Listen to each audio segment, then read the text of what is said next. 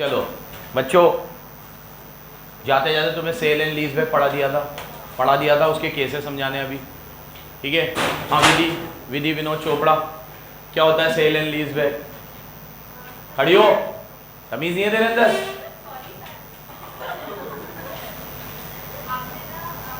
Example की ऐसी तैसी, सेल एंड लीज बैक क्या होता है? अपन किसी को सेल कर देते हैं, फिर वही एसेट वापस लीज पे ले लेते हैं। क्यों भला? बिल्कुल सही, गरीबी की वजह से, लिक्विडिटी प्रॉब्लम्स आ गई, रिश्तेदारी की वजह से। हाँ कुछ कहना चाहेगी चारों? हाँ कुछ समझा रही थी तो अब बता, एग्जाम्पल क्या दे रही थी तू? हाँ कर। हाँ हाँ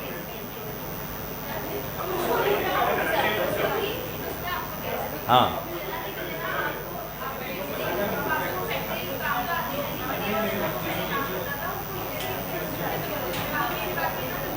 तू ही वापस ले ले और तू मेरे को लीज रेंटल देता रहना। चलो बैठ जाओ जल्दी सुनो। अब जब आप कोई भी एसेट को सेल करके वापस बायर से उसे लीज पे, आप तो सेलर हो, आप बायर से वापस उसे लीज पे ले लेते हो, तो ये पहले डेफिनेशन में लिखा हुआ है what is sale and lease back. इसके सिनारियो है कुछ कि क्या होगा, सेल प्राइस ज़्यादा हो कम हो, और इसके 3 केसेस है, वो जो ऊपर लिखा हुआ है उसको यहाँ समझा रखा है, 1, 2 और 3। अब ये चार्ट पढ़ने बैठ जाए ना, उसका ऐसा दिमाग खराब हो, वो पागल हो जाए। अब सब लोग इसको समझाने बैठ जाते हैं, इसमें ऐसा हो वैसा हो ऐसा हो वैसा हो, वो कुछ लोग रट भी लेते हैं इसको। रटने के बाद भी कोई गारंटी नहीं है कि जो इसमें लिखा हुआ है वो तुम ढंग से अप्लाई कर पाओ। गारंटी दे रहा हूँ मैं तुम्हें, एड़ी चोटी का भी कोई बच्चा जोड़ लगा लेना, इनको पूरी रट ले हो, और एग्जाम के पहले वो 50 बार भी रट ले, तो भी गारंटी है कि इसमें जो लिखी हुई है उस चीज को वो एज इट इज अप्लाई करके आ जाए। एक इलस्ट्रेशन है इसमें दे रखा है, इससे रिलेटेड अनसोल्ड में भी दे रखे और मैंने शीट में भी दे रखे, सब क्वेश्चन इसी से रिलेटेड है, लेकिन आपको एक लॉजिक समझना होगा। ये इसको रटने से आपका भला नहीं होगा। पढ़ेंगे अपन इसको भी, लेकिन छोड़ी तो अपन ने कोई चीज़ नहीं है, पढ़ेंगे इसको, लेकिन अपन पहले एक लॉजिक समझते हैं। देखो बच्चों, आप जब कोई चीज़ लीज पे बेच रहे हो, तो अभी मान लो मेरे कल एग्जाम्पल में मैंने वो चीज़ 3 करोड़ में बेची, करोड़ क्या ज़्यादा हो जाते हैं थोड़े, अपन अपनी औकात में रहकर लाख में ले लेते हैं, ठीक है। और सिद्धार्थ तू तो हज़ारों में ही लेना। तो सेलिंग प्राइस 3 लाख है, आपने वो चीज़ कितने में बेची है? आपकी किताबों में उस चीज़ की WDV या जिसे हम कैरिंग अमाउंट बोलते हैं वो 2 लाख है, और फिर ये हर चीज़ को कंपेयर करेगा उसकी फेयर वैल्यू से कि मार्केट में वो कितने की है। अब वो fair value keep on changing, 3 lakh है, 4 लाख है, 5 लाख है, वो बात की बात है। आप पहले एक मेरा गुरु मंत्र इस डब्बे को समझने से पहले ये समझ लो कि प्रॉफिट या loss sale price minus carrying amount से निकलेगा। पहली बात, फेयर वैल्यू कितनी थी उसे क्या लेना देना। प्रॉफिट आज मुझसे कोई पूछेगा कि तूने सेल एंड लीज बैक किया था ना बेटा, तूने अपनी चीज बेची थी, तो उसके बेचने पे कितना प्रॉफिट हुआ था। कल मैंने जाते जाते ये बात समझा दी थी तुम्हें कि जो मैंने बेच दिया उस पे जो प्रॉफिट हुआ या लॉस हुआ उसकी बात हो रही है। उस चीज को वापस लीज पे लिया उसकी बात नहीं हो रही। लीज पे लेने की क्या बात करें, लीज पे लेने के बाद अगर फाइनेंस लीज है तो फाइनेंस लीज की अकाउंटिंग लग जाएगी, और ऑपरेटिंग लीज है तो बोलो मेरे साथ, सेल एंड लीज बैक में जो एसेट लीज पे हमने वापस ली है उसकी अकाउंटिंग की बात नहीं हो रही है यहाँ पे। उसकी अकाउंटिंग वैसी ही रहेगी जैसे AS 19 बताता है। हमारी ही एसेट हमने लीज पे लिए, इससे कोई फर्क नहीं पड़ेगा। तो सेल एंड लीज बैक में जो चीज आपने बेची और दोबारा लीज पे ली, उस लीज की तो बात ही नहीं हो रही है यहाँ पे। आपने जो बेची है ना उसके प्रॉफिट या लॉस की बात हो रही है। बराबर सुनते जाना, किसकी बात हो रही है? उसके प्रॉफिट या लॉस। हमेशा आज आपसे मैं पूछूं, अगर लीज पे नहीं भी ली होती मैंने ये चीज, सिर्फ मैंने बेची होती, तो मैंने 3 लाख में बेची है, 2 लाख मेरी इस किताबों में कीमत है, तो मोटा मोटा मेरे को प्रॉफिट कितना हुआ है? 1 लाख। तो आप ये याद रखना कि प्रॉफिट तो ऐसे ही निकलेगा, सेलिंग प्राइस माइनस WDV। कैसे निकलेगा? अब ये क्या करेगा, उन चीजों को फेयर वैल्यू से कंपेयर करेगा। फेयर वैल्यू इतनी होगी उतनी होगी। अब मान लो ये मैंने 3 लाख में बेची, इसकी फेयर वैल्यू भी 3 लाख ही थी, कोई दिक्कत ही नहीं। ठीक है, कोई बहुत एक्सपोनेंशियली हाई प्राइस पे नहीं बेचा है मैंने, फेयर वैल्यू भी 3 थी, बेची भी 3 में ही है, तो ये 1 लाख का प्रॉफिट P&L में चला जाएगा। कहाँ चला जाएगा? और कहाँ जाएगा? और कोई है जगह जानने की? P&L में ही जाएगा। अब अगर मान लो ये फेयर वैल्यू 3 लाख की जगह 3.5 लाख की होती तो भी कोई दिक्कत नहीं है। चीज मार्केट में 3.5 की, मैंने तो 3 में ही बेची है, और मेरी किताब में तो वो 2 की थी, तो 2 की चीज मैंने 3 में बेची है, तो ये प्रॉफिट कहाँ चला जाएगा? Result will remain same. तो यहाँ पे भी क्या लिखूंगा? P&L। यहाँ पे भी क्या लिखूंगा? अब अगर मान लो इस चीज की फेयर वैल्यू 2.5 लाख होती तो मतलब साले अपने ही दोस्त की चपेट लगा दी। चीज कितने की है? 3.5 की। बेच कितने में दी? किताबों में कीमत कितनी थी? तो 3 में से 2 गया तो फायदा 1 लाख का हुआ है, लेकिन साला तुमने फेयर वैल्यू से ज्यादा में बेच दिया। ऐसा कौन सा मुर्गा पकड़ के लाए हो जिसके यहाँ पे जी से कुल लिखा हुआ था? ठीक है, जी पे गोपाल। तू तो पंडित आदमी है, ये तेरे पीछे जो बैठा है ना अश्लील, तो आप ऐसा कौन सा मुर्गा पकड़ के लिया है कि आपने उस चीज को फेयर वैल्यू से भी ज्यादा में बेच दिया? ये थोड़ी गले में उतरने वाली बात नहीं है। तो AS 19 कहता है कि अब आप जो 1 लाख का प्रॉफिट कमा के लाए हो ना, उसके 2 फाड़ करो, 50 फेयर वैल्यू तक का प्रॉफिट तो हम कहते हैं चलो P&L में डाल दो, से लेंगे, लेकिन जो नेक्स्ट 50 है ये हम P&L में नहीं डालने देंगे, ये तो तुमने बहुत बड़ी मछली जाल में फंसाई है, तो ये प्रॉफिट तुमने फेयर वैल्यू से भी ज्यादा कमा लिया है, तो ये पैसा हम कहेंगे कि आप डेफर्ड करो यार। क्या करो? आप डेफर्ड करो, ये पूरा एक साथ मत दिखाओ, क्योंकि आपने जो चीज बेची है ये फेयर वैल्यू से भी ज्यादा में बेच दी है। तो ये शायद तुम्हें ऐसी कोई कैलकुलेशन इनकम टैक्स में भी आती है, कैपिटल गेन की कैलकुलेशन में आता है वो कैपिटल गेन में तुम्हारा वो एक वर्ड मेरे को क्लिक नहीं कर रहा, नहीं, कैपिटल गेन में एक जगह पे आता है ये, छोड़ो तुम्हें याद नहीं आएगा, मुझे भी नहीं आ रहा है यार। अरे यार कैपिटल चार्ज और ऐसे कुछ एक वर्ड है, मेरे को क्लिक नहीं करा, खैर छोड़ो।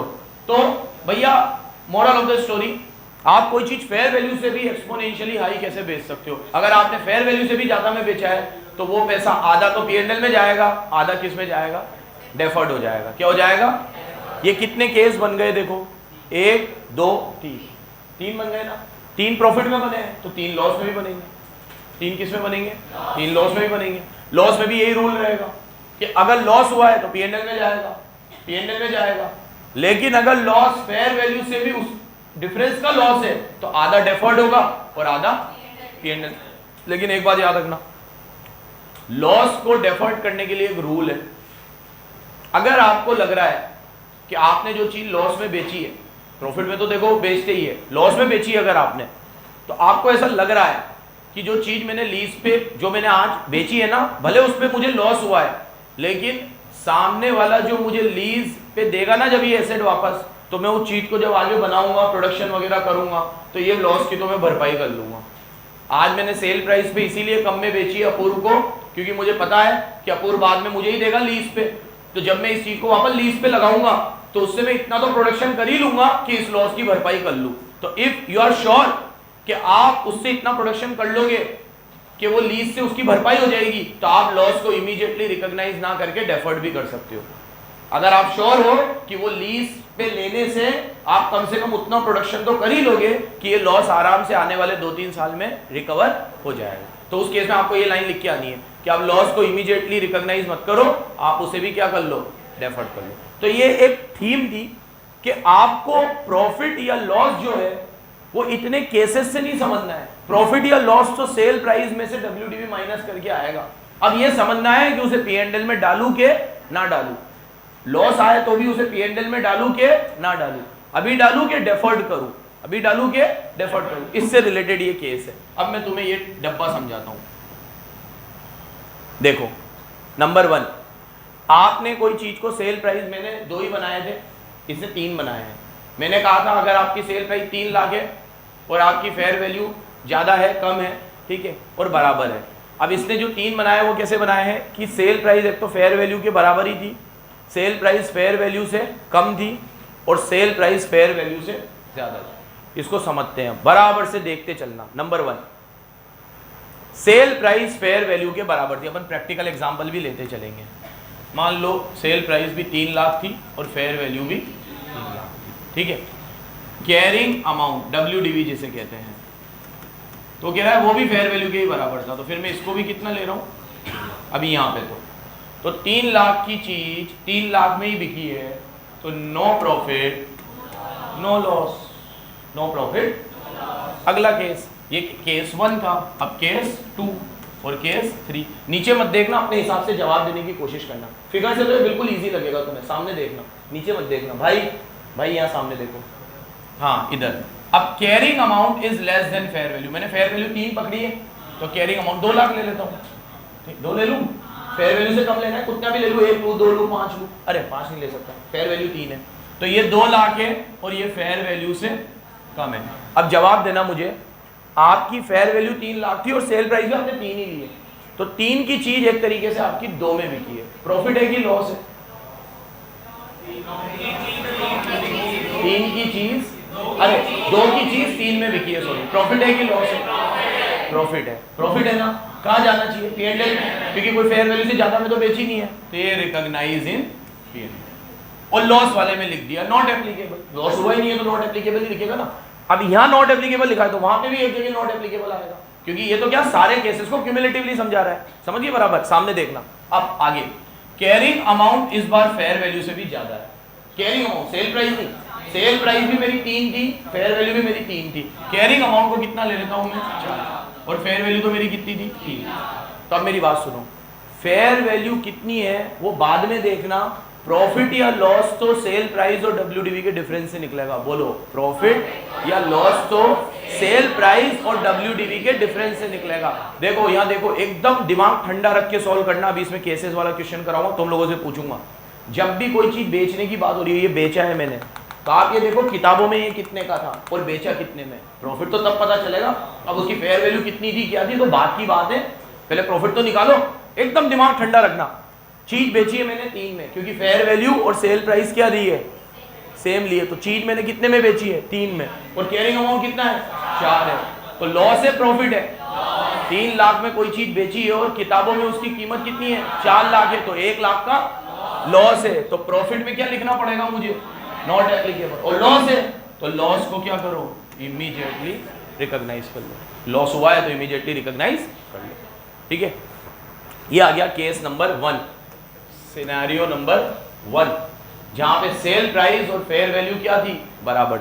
आप यहां पे थोड़ी फिगर वगैरह लिख लेना, और इसमें पहले डाउट हो तो कुछ पूछो, फिर अपन आगे बढ़ेंगे आराम से।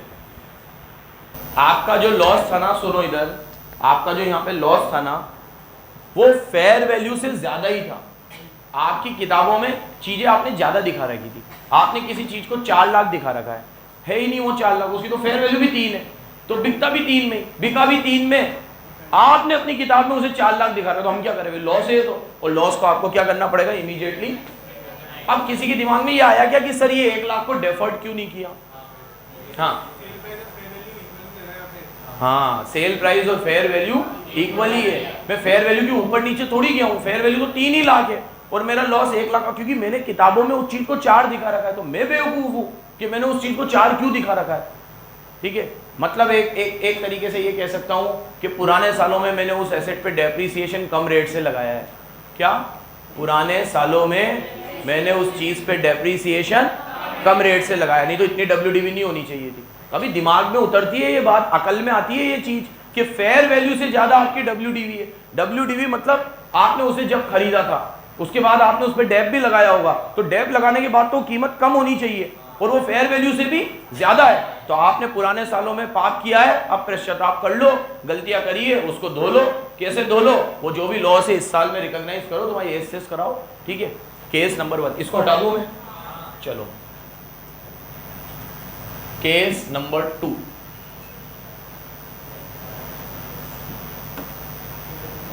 सिनेरियो नंबर 2,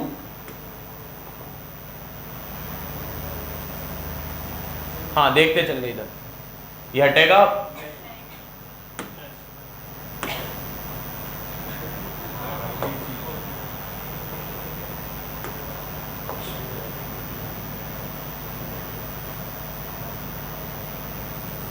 बी सामने देखना, sale price is below fair value, मैंने फेयर वैल्यू ली थी 3 लाख, सेल प्राइस ले लेते हैं 2 लाख, ठीक है, क्या ले लेते हैं, सिनारियो नंबर 2। अब प्रॉफिट हुआ या लॉस है तो WDV से पता चलेगा। तो कैरिंग अमाउंट भी फेयर वैल्यू के बराबर थी, तो फेयर वैल्यू 3 थी, कैरिंग अमाउंट भी 3 ही ले लेता हूँ। फेयर वैल्यू 3 ली है ना मैंने, तो 3 थी और ये भी 3 है। मेरी बात सुन लो, शांति, दिमाग एकदम ठंडा रखना। आपने चीज कितने में बेची है और कितने की थी, प्रॉफिट या लॉस तो उससे पता चलेगा। चौथी बार बोल रहा हूँ आज ये लाइन, चौथी बार, प्रॉफिट या लॉस तो कैसे पता चलेगा, सेल प्राइस में से WDV हटाकर। फेयर वैल्यू तो बाद में देखेंगे, पहले तो प्रॉफिट या लॉस है ये तो पता चले। मैंने चीज को बेचा है, सेल प्राइस 2 लाख है और किताबों में मेरा कैरिंग अमाउंट 3 है, तो एक सुर में बोलो 3 की चीज 2 में बेची है, प्रॉफिट के लॉस, हाँ प्रॉफिट के लॉस, तो लॉस पे तो मैं नो प्रॉफिट या नॉट एप्लीकेबल लिख दूं ना, तो नो प्रॉफिट, प्रॉफिट तो है ही नहीं ना, लॉस है, तो इस वाले कॉलम को देखना पड़ेगा। अब देखो फेयर वैल्यू है मेरी 3 लाख, बेचा है मैंने उसे 2 लाख में, तो 1 लाख का मुझे क्या हुआ है, नुकसान हुआ है। ये नुकसान एक तरीके से देखा जाए तो मेरी कैरिंग अमाउंट 2 लाख है, मेरी कैरिंग अमाउंट ज्यादा है, पहले भी मेरी कैरिंग अमाउंट ज्यादा थी, 4 लाख थी, आज भी मेरी कैरिंग अमाउंट ज्यादा है, लेकिन एटलीस्ट वो कैरिंग अमाउंट फेयर वैल्यू के ही बराबर है, ठीक है, मैं फेयर वैल्यू को एक्सीड नहीं कर रहा हूं, फेयर वैल्यू के बराबर है, वो तो चीज मेरी कम में बिकी है, क्योंकि मेरी नजरों में इसकी कीमत 3 थी, आपकी मार्केट में भी इसकी कीमत 3 थी, लेकिन सामने वाला अपूर्व मुझे 3 लाख देने को तैयार नहीं है, अपूर्व तो मुझे कितने दे रहा है, 2 लाख। तो इसमें मैंने एक बात बोली थी अभी, अब आप 3 की चीज किसी को 2 में क्यों दे रहे हो, तो आपको ये लग रहा होगा कि साला, देखो एक बहुत अच्छे एग्जांपल समझा रहा हूं, आपको ये लग रहा होगा कि यार मैं आज इसको 2 में भी दे दूंगा तो कोई दिक्कत थोड़ी है, चीज तो घूम फिर के मेरे ही पास आने वाली है, तो जब चीज मेरे पास आ जाएगी तो बाद में इससे और कमा लेंगे, आज ये 2 दे रहा है तो 2 ही ले लो, कर्जा उतारना है अभी, तो इस सोच के साथ आपने उसे कम में दे दिया होगा ताकि लॉस भी हो जाएगा तो इस एसेट से आगे भरपाई कर लेंगे। तो अगर ये सोच है आपकी कि लॉस आगे लीज से भरपाई हो जाएगी तो ये लॉस को अमोर्टाइज कर दो, और आपको लग रहा है नहीं नहीं नहीं नहीं ये तो मेरा नुकसान हो ही जाए, ये कोई आगे लीज से भी भरपाई नहीं होगी, क्योंकि जो मैं लीज इसको दूंगा, एसेट से जो मैं माल वाल बनाऊंगा उससे भी मेरे को तो कोई इतना दम नहीं लग रहा, लेकिन मरता क्या नहीं करता, फंस तो गया हूं, सर से पांव तक कर्जे में डूबा हुआ हूं, मरता क्या नहीं करता, 3 लाख की चीज 2 लाख में ही बेच दी, और लीज से भी मुझे कोई ज्यादा उम्मीद नहीं है कि मैं आगे कमा लूंगा, तो अब तो लॉस को क्या कर लो, इमीडिएटली। एक एक चीज को ठंडे दिमाग से समझना, इसको मैंने अभी डिस्क्लेमर दिया था। अगर आप ये सोच रहे हो कि अभी तो इनको पढ़ाने दो, घर जाके अपने हिसाब से रट लेंगे, तुम्हारे अच्छे में भी ताकत नहीं है, रट के दिखा देना इसको, ये समझ के ही होगा, ये समझ के ही होगा, एक एक केस को इंडिविजुअली समझना पड़ेगा, क्यूमुलेटिवली इसको रटा नहीं जा सकता। कुछ बच्चों की आदत होती है ऐसा लिखा हुआ है तो ऐसे कर लेंगे और वैसा लिखा हुआ है तो वैसे कर लेंगे, यहां नहीं चलेगा, ये जहां चलना होता है वहां खुद ही बोल देता हूं, यहां नहीं चलेगा, एक एक इंडिविजुअल केस को अच्छे से समझना पड़ेगा। ये केस समझ में आया लॉस का, देखो वापस समझो, एक चीज जिसकी मार्केट वैल्यू तो कितनी थी, 3 लाख, मेरी किताबों में उसका कैरिंग अमाउंट भी कितना था, तो मैं 3 में बेच देता उसे, लेकिन सामने वाला मुझे सेल प्राइस कितने दे रहा है, साला 2 लाख ही दे रहा है, वो मान नहीं रहा है, वो तो 2 ही देगा, तो अब 1 लाख का लॉस तो है ही, मुझे दिख रहा है, प्रॉफिट तो है ही नहीं, तो प्रॉफिट पे तो ये लगा दो क्रॉस, प्रॉफिट तो नहीं है, ये तो लॉस है, तो लॉस का क्या करूं यार, मैं लॉस P&L में दिखाऊं, क्या करूं, P&L में ही दिखाओ, अगर आपको लीज से कोई उम्मीद नहीं है। लेकिन कोई लोग ये सोचते हैं कि अगर मैंने कम में भी बेचा है तो कोई बात नहीं, एसेट मेरे से विदा थोड़ी हुई है, एसेट तो लीज पे वापस मेरे ही पास आ जाएगी, जब एसेट मेरे पास आ जाएगी तो उससे माल वगैरह बनाकर प्रोडक्शन वगैरह करके इस लॉस को कभी ना कभी कवर अप कर लेंगे। तो आज P&L में मत दिखाओ, उस लॉस को क्या कर लो, क्या कर लो, आ गया हूं, ये 2 हो गए। Next, carrying amount is less than fair, अभी तो पहले कैरिंग अमाउंट में मेरा बराबर था, तो मेरा खुद का ही कैरिंग अमाउंट कम है, तो मेरा कैरिंग अमाउंट है 2.5 लाख का, और फेयर वैल्यू कितनी है, 3 लाख। अब देखो, रुको अभी कंक्लूजन मत पढ़ना, सोचो, देखो मेरे लिए इस चीज की कीमत 2.5 है, मार्केट में इसकी कीमत 3 है, भले मार्केट में 3 है लेकिन मेरे लिए तो इसकी कीमत 2.5 है, तो मतलब मैंने कोई इसको ओवर वैल्यू नहीं कर रखा है, 2.5 मेरी कीमत है, लेकिन सामने वाला मरा मुझे 2.5 भी देने को तैयार नहीं है, वो तो मुझे 2 ही दे रहा है, तो फिर मेरे को लॉस है, फिर मुझे 50,000 का क्या हुआ है, लॉस ही हुआ है, 50,000 का क्या हुआ है, ठीक है, प्रॉफिट बोल रहे हैं,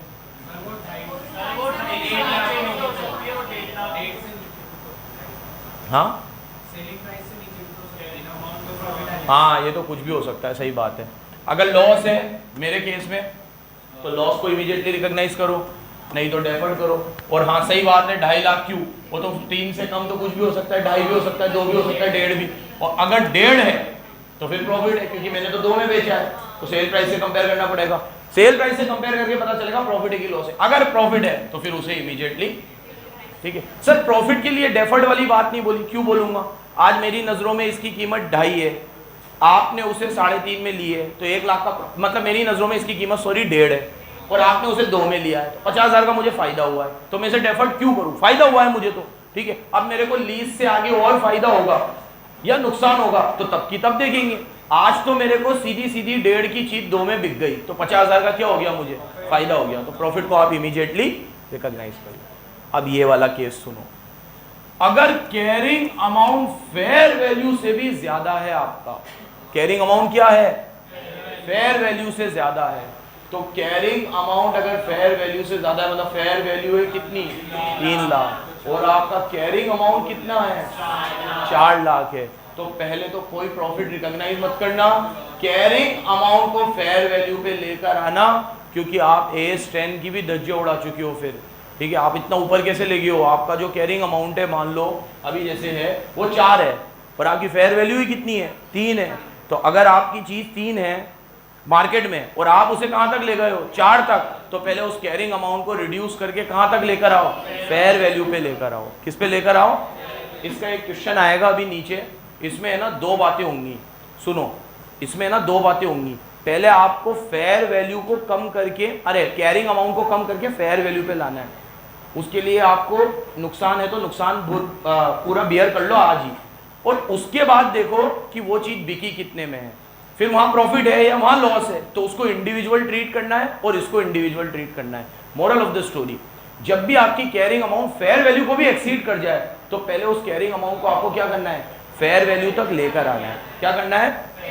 फेयर वैल्यू तक लेकर आने के लिए आपको अगर उसे कम करना पड़े तो कम करो, अरे सॉरी कम ही करना पड़ेगा, ज्यादा तो कर नहीं सकते, ठीक है, क्योंकि कैरिंग अमाउंट तो ऑलरेडी ज्यादा है। कैरिंग अमाउंट आपका 4 लाख है, मार्केट में वो चीज कितने की है, 3 की, तो पहले आप उस 4 को कितने पे लेकर आओ, 3 पर लेकर आओ। 1 लाख से उसे क्या करो, कम। बाद में देखो कि वो प्रॉफिट में बिका है, लॉस में बिका है, क्या है क्या नहीं, वो बाद में देखना, लेकिन पहले आप क्या करना, कैरिंग अमाउंट को फेयर वैल्यू पे लेकर आना। कैरिंग अमाउंट को क्या करना, फेयर वैल्यू पे लेकर आना। Carrying amount of an asset is to be written down to fair value. Carrying amount of an asset is written down to fair value. ये पहले करना पड़ेगा आपको, प्रॉफिट या लॉस बाद में देखेंगे जो भी है। पहले कब होगा ऐसा, जब आपकी कैरिंग अमाउंट फेयर वैल्यू को भी एक्सीड हो चुकी है। क्या हो चुकी है, एक्सीड हो चुकी है। कोई डाउट हो तो पूछो। इसके बाद अब प्रॉफिट ही प्रॉफिट होगा, क्योंकि अब हमारी सेल प्राइस, अभी यहाँ पे तो क्या थी, सेल प्राइस फेयर वैल्यू से भी कम थी, अब तो सेल प्राइस हमारी फेयर वैल्यू से भी ज्यादा होगी। हाँ, किस वाले केस में?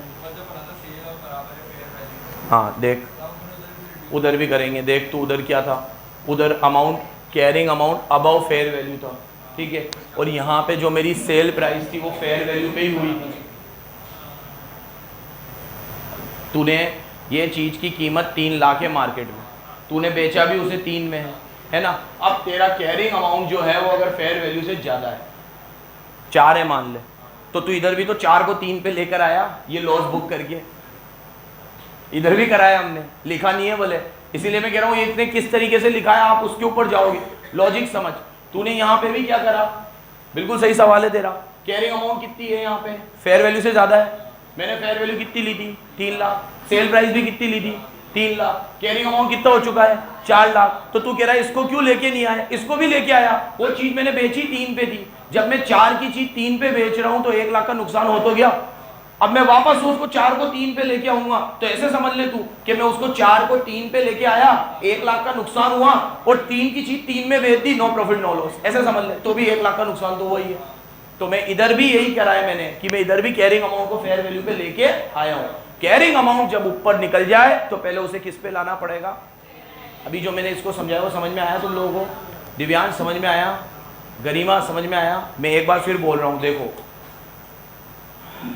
इसने कहा कि इस वाले केस में ऐसा क्यों नहीं किया, तो मैंने कहा इस वाले केस में भी ऐसा ही किया है। इस वाले केस में सेल प्राइस भी तो फेयर वैल्यू पे ही हुई है, तो अगर आपकी 3 लाख की चीज जो इसकी फेयर वैल्यू 3 लाख है वो बिकी भी 3 लाख में है है ना, और आपने उसका कैरिंग अमाउंट दिखा रखा था कितना 4। तो जब मैं आपसे नॉर्मल प्रॉफिट या लॉस पूछूंगा तो आप यही कहोगे ना कि 4 की चीज 3 में बेची, 1 का नुकसान है, तो आपने 1 का नुकसान P&L में डाल दिया। अब कैरिंग अमाउंट को फेयर वैल्यू पे लाने की जरूरत क्या है? Sale price itself is a fair value, क्योंकि यहाँ पे सेल प्राइस ही तो फेयर वैल्यू है, ठीक है। तो मैं ले आया उसको भी, और अगर आप चाहते हो नहीं सिमेट्री फॉलो होनी चाहिए तो सिमेट्री फॉलो करो, फिर कैरिंग अमाउंट को फेयर वैल्यू पे लेके आओ। कैरिंग अमाउंट कितना है? 4 लाख है, फेयर वैल्यू कितनी है? 3 है। 4 की चीज को 3 पे लाओ, 1 का क्या हो गया? नुकसान, P&L में डालो। अब वो चीज 3 की हो गई, बिकी भी 3 में है, तो जब 3 की चीज 3 में बिकी है तो नो प्रॉफिट नो लॉस। तो यहाँ जो लॉस आ रहा था वो यहाँ कवर हो गया, लेकिन लॉस तो आया ही सही, दोनों में हमने सेम चीज करी है। अब लास्ट, इस बार हमारी सेलिंग प्राइस क्या है? फेयर वैल्यू से ज्यादा है। Selling price is above fair value. इस बार मैं सेलिंग प्राइस ले लेता हूँ 5 लाख, और फेयर वैल्यू तो मेरी 3 ही चल रही है ना, तो इस बार मैं ये ले लेता हूँ कितनी? 3 लाख। सिनारियो नंबर 3 सी। तीसरा केस है, फिर वापस से दिमाग एकदम चौकन्ना रखना। कैरिंग अमाउंट फेयर वैल्यू के बराबर है, मतलब मेरी 3 थी तो ये भी कितना है? 3। प्रॉफिट या लॉस के लिए पहले शांति से दिमाग, 3 की चीज है, फेयर वैल्यू भी 3 है, बिकी 5 में है, 2 लाख का प्रॉफिट है, ठीक है। अब यहाँ पे प्रॉफिट को डेफर्ड करना पड़ेगा, क्योंकि आप फेयर वैल्यू की एक्सीड चले गए हो। आपकी फेयर वैल्यू कितनी है? 3 लाख। कैरिंग अमाउंट भी कितना है? 3 लाख। बेची कितने में है? 5 लाख में, ठीक है। 5 लाख में आपने कोई चीज बेची है जिसकी फेयर वैल्यू ही कितनी है? 3। तो आप ये नहीं कह सकते कि मैंने ये कैरिंग अमाउंट से ज्यादा में बेचा है, मेरा बिजनेस प्रॉफिट है, मतलब मैंने जो चीज है मेरी किताब में इतने की है, मैंने आपने फेयर वैल्यू से भी ज्यादा में बेच दिया है, क्योंकि फेयर वैल्यू कितनी है? मात्र 3 लाख, और आपने बेच कितने में दिया है? 5 लाख में। तो 2 लाख का प्रॉफिट आपका इमीडिएट प्रॉफिट नहीं है, आपको इसे रिकॉग्नाइज करना चाहिए। तो आपको इसको क्या करना पड़ेगा? डेफर्ड करना पड़ेगा। और लॉस में नॉट एप्लीकेबल आ जाए, लॉस हुआ ही नहीं है, क्योंकि मैंने तो 3 की चीज कितने में बेची है? 5 में बेची है, तो नॉट, यहाँ लॉस के नॉट एप्लीकेबल लिख सकते हैं। अब ये देखो, carrying amount is less than fair value. सामने देखना, इस बार मेरा कैरिंग अमाउंट कितना है? 2 लाख, और मेरी फेयर वैल्यू कितनी है? 3 लाख है। शांति से सोचना, रुक जाओ, पहले प्रॉफिट या लॉस की बात करते हैं, फेयर वैल्यू बाद में कंपेयर करेंगे। चीज कितने की है? 2 लाख की। बेची कितने में? 5 में बेची है, तो 2 में से 5 गए, तो एक तरीके से 3 लाख का प्रॉफिट है। तो दिमाग में रखना, पहले तो प्रॉफिट है, प्रॉफिट को अभी साइड में रख लेता हूँ। अब फेयर वैल्यू से कंपेयर करता हूँ। फेयर वैल्यू कितनी थी मेरी? कैरिंग अमाउंट कितना था मेरा? 2 था, तो फेयर वैल्यू कितना था? 3। तो 3 लाख की चीज थी, मार्केट में उसकी कीमत 2 ही थी, मैंने उसे कितना दिखा रखा है? 3 दिखा रखा है। अरे हाँ, मैंने उसे 2 दिखा रखा है, लेकिन मार्केट में उस चीज की कीमत कितनी थी? 3। तो मतलब मैंने फेयर वैल्यू से ज्यादा में नहीं दिखा रखा, मैंने फेयर वैल्यू से कम में ही दिखा रखा है। लेकिन जो चीज मेरी बिकी है वो फेयर वैल्यू से ज्यादा में बिक गई है। मैंने बेची कितने में? 5 में, थी कितने की? 2 की। प्रॉफिट कितने का हुआ? 3 का। 5 में बेची है 2 की चीज, प्रॉफिट कितने का हुआ है? 3 का। लेकिन फेयर वैल्यू से ज्यादा में बेच दी है, तो 3 में से 5 जाए, जो 2 लाख का प्रॉफिट है वो डेफर्ड होना चाहिए, और जो 1 लाख का प्रॉफिट है वो नॉर्मल होना चाहिए। यही लिखा हुआ होगा। Difference between carrying amount and fair value को इमीडिएटली रिकॉग्नाइज कर लो, और फेयर वैल्यू से जो ज्यादा है उसे क्या करना पड़ेगा? तो मोरल ऑफ द स्टोरी क्या है? फेयर वैल्यू से ज्यादा का प्रॉफिट हो या लॉस हो, डेफर्ड करो। फेयर वैल्यू तक का हो, रिकॉग्नाइज कर लो। और कैरिंग अमाउंट अगर फेयर वैल्यू से ज्यादा चली जाती है तो उसे नीचे लेके आओ। 3 रूल बना लो, खत्म हो गए सारे केस। क्या 3 रूल है? फेयर वैल्यू से ज्यादा में बेच रहे हो तो वो प्रॉफिट को डेफर्ड करो।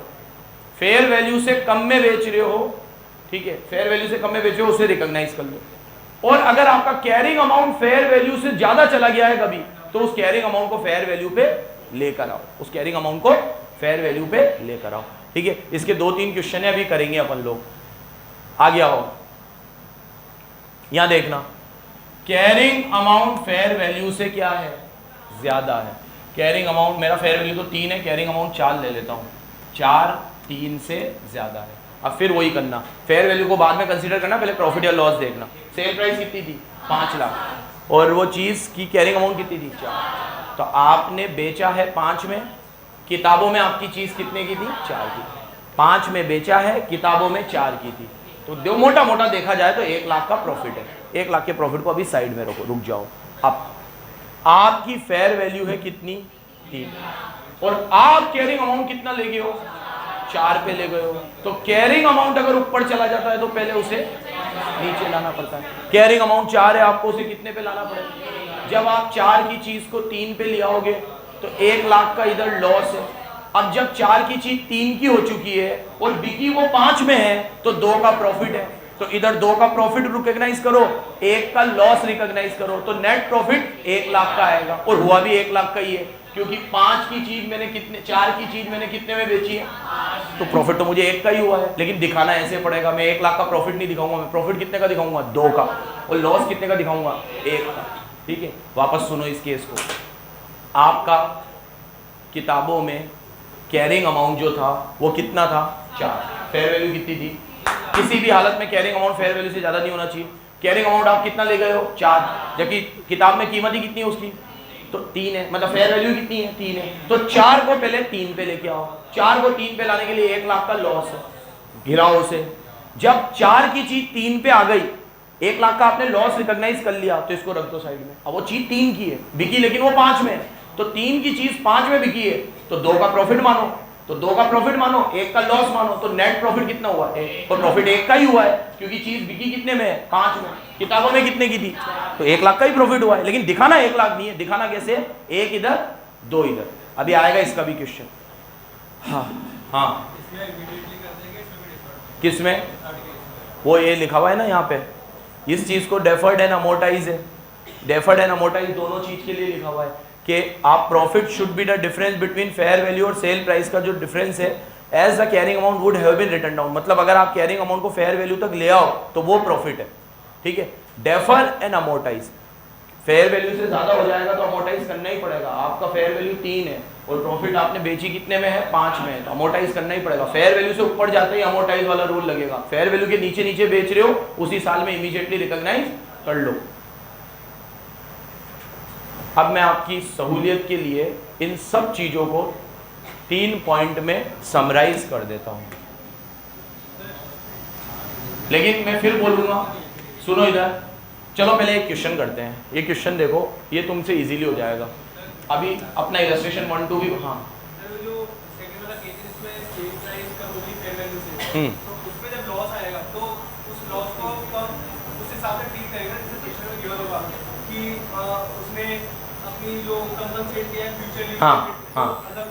अजम्पशन नहीं लोगे आप, दोनों बात लिख के आओगे।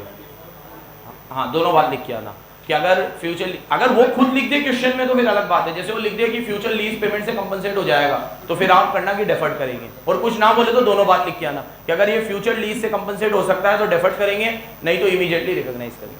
ठीक है, देखो एक क्वेश्चन करते हैं जल्दी से। देखो, आपकी एक मशीन है जिसकी WDV 40 लाख है, कितनी है? और आपने उसे बेचा कितने में है?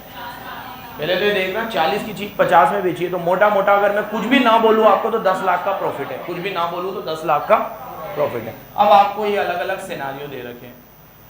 ठीक है, मैं अभी सॉल्यूशन पूरा छुपा रखा है, आप भी छुपा के रखना। मैं चाहूंगा आप सामने देखते जाओ और जिससे पूछूं वो जवाब देना।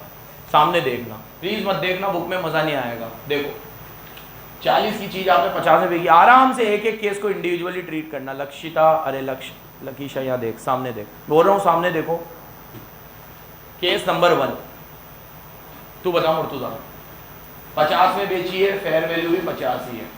फेयर वैल्यू 50, बेची भी 50 में है और WDV 40 है।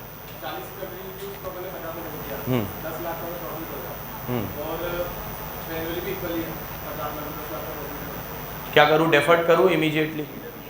वेरी गुड, 10 लाख को इमीडिएटली P&L में डालो, क्योंकि मैं फेयर वैल्यू के ऊपर नहीं गया हूँ। फेयर वैल्यू भी 50 है, बेची भी मैंने 50। पढ़ लो इसका आंसर। इमीडिएटली 10 लाख रिकॉग्नाइज करने को बोला होगा। अरे रुक जाए, ले लेने दे बेटा, पूरा कर लेने दो। हाँ, कोई दिक्कत? आ गया हूँ। हाँ, पीछे खुशी तू बताना, रीजन के साथ बताना। इस बार भी वही बेचा तो 50 में ही है, 40 की चीज है, लेकिन फेयर वैल्यू 60 है। तेज बोल थोड़ा।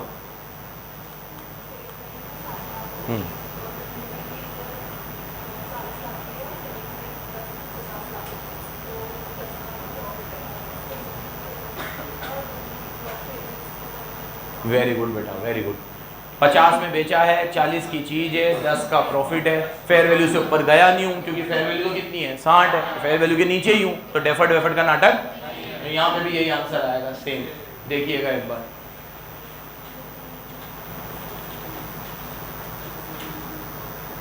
सेम है। आ गया सी, तू बताना सिद्धार्थ। फेयर वैल्यू 45 है और इस बार सेलिंग प्राइस 38 है, WDV 40 चली रही है।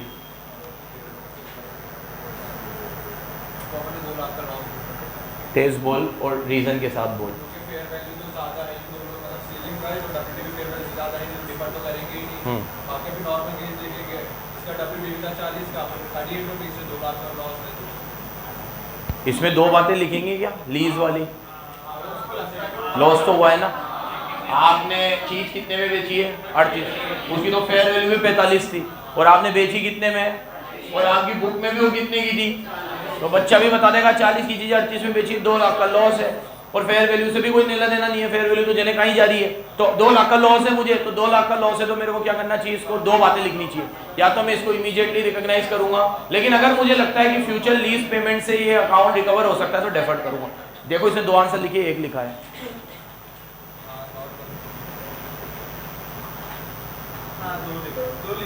दो लिखे, मैंने आपको बोल ही दिया 2 लिखना आप, ठीक है 2 ही लिखना। चलो आगे, चारुल बताना।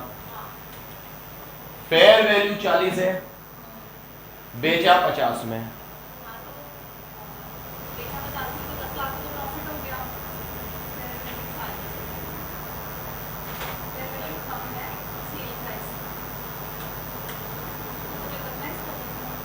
इमीडिएटली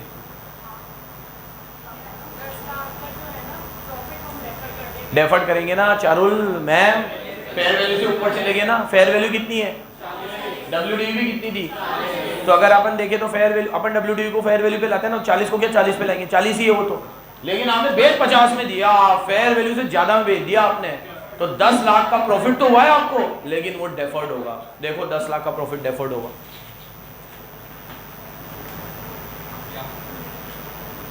डेफर्ड, ठीक है। तो जितने कॉम्प्लिकेटेड दिख रहे थे ना उतने है नहीं है, वो डब्बा कॉम्प्लिकेटेड है, रूल से चलोगे तो रूल कोई कॉम्प्लिकेटेड नहीं है, रूल बड़ा सिंपल है, सामने देखो,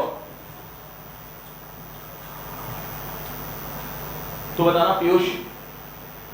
फेयर वैल्यू 46 है, सेल प्राइस 50 है,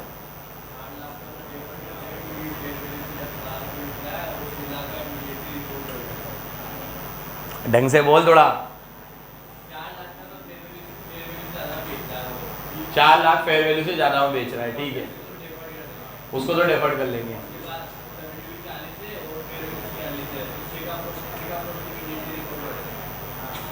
वेरी गुड, वेरी गुड। देखो चीज तो हमने 50 में बेची है, तो मोटा मोटा देखे तो 40 की चीज 50 में बेची है, तो प्रॉफिट तो कितना हुआ है 10 हुआ है, लेकिन गलती क्या हो गई हमसे, हम फेयर वैल्यू से ऊपर चले गए, तो 46 में से 50 गए, 4 लाख हम फेयर वैल्यू से ज्यादा में बेचा है, तो ये 10 में से 4 लाख हमें क्या करने पड़ेंगे, और 10 में से 4 डिफर्ड करूंगा तो 6 लाख को इमीडिएटली रिकॉग्नाइज करूंगा, इमीडिएटली देखो इमीडिएटली रिकॉग्नाइज होगा,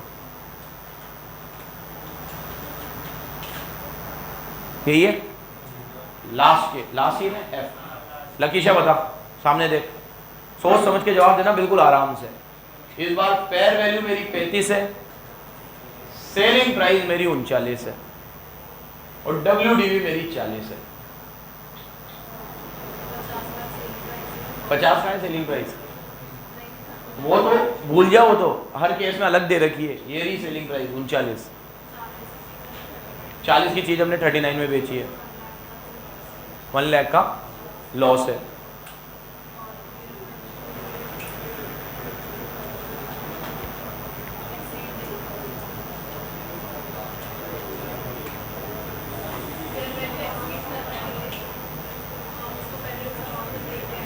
वेरी गुड, हाँ हाँ देखो, हाँ दिव्यांश बोल, हाँ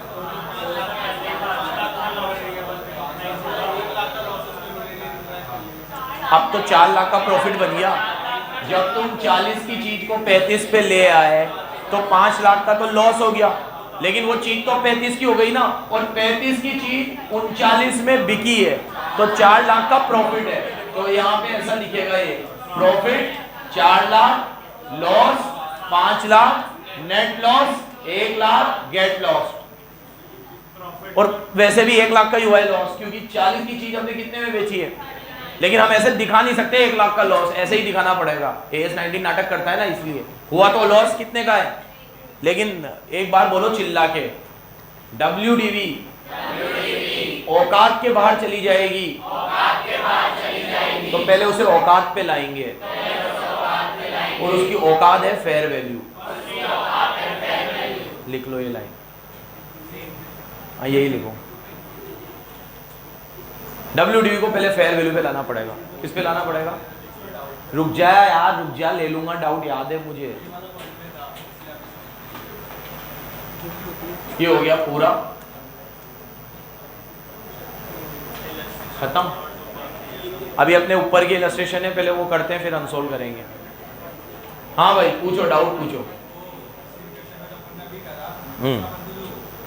4 लाख का प्रॉफिट हो रहा था, 4 लाख का प्रॉफिट का 5 लाख। अब मेरी बात सुन लो एक मिनट। अभी इसने डाउट पूछा है, वैसे तो इसने लिखा हुआ भी यही है, लेकिन आपसे कुछ गलती ना हो। देखो लास्ट वाले में आप जब उसे औकात पे लाओगे, 40 की चीज को 35 पे लाओगे, तो 5 लाख का क्या होगा? लॉस। तो लॉस को आपको इमीडिएटली रिकॉग्नाइज करना पड़ेगा। लेकिन जब वो चीज अब 35 की हो चुकी है और बेची आपने 39 में है, तो 4 का प्रॉफिट है, उसे डेफर्ड करेंगे क्योंकि फेयर वैल्यू से ज्यादा है। तो अब इन सारी चीजों को मोरल ऑफ द स्टोरी बना के 3 बातें लिख लो तुम।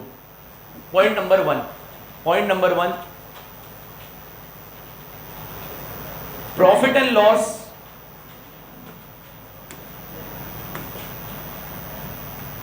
जो भी प्रॉफिट एंड लॉस है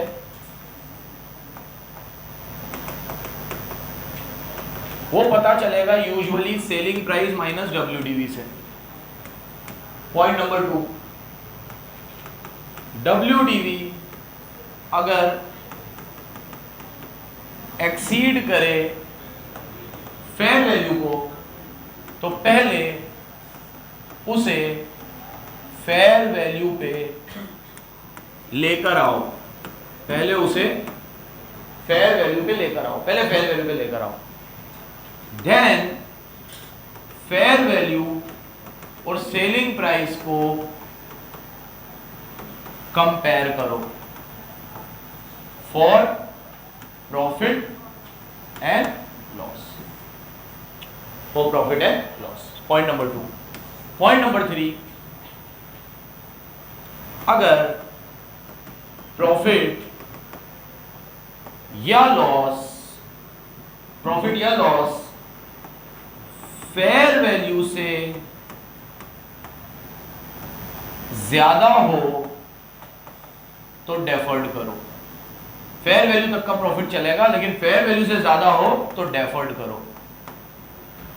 और एक और लिख लो, चौथा पॉइंट, एक और पॉइंट क्या कि लॉस में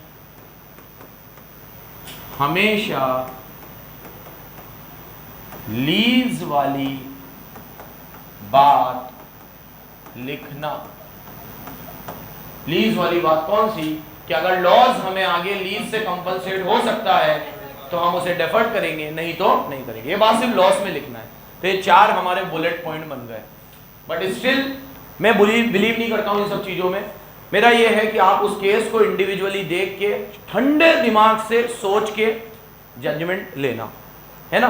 तो अभी मैंने आप लोगों से ही पूछे हैं सारे केस और सबने सही ही बताया है, ठीक है। तो जो पहली बार में सही बताता है वो आगे भी सही ही बताएगा, क्योंकि आज तो हमने कंसेप्ट पढ़ा है सिर्फ। अभी तो आप एक बार और पढ़ोगे, 2 बार और पढ़ोगे तो और पुख्ता हो जाएगा, ठीक है।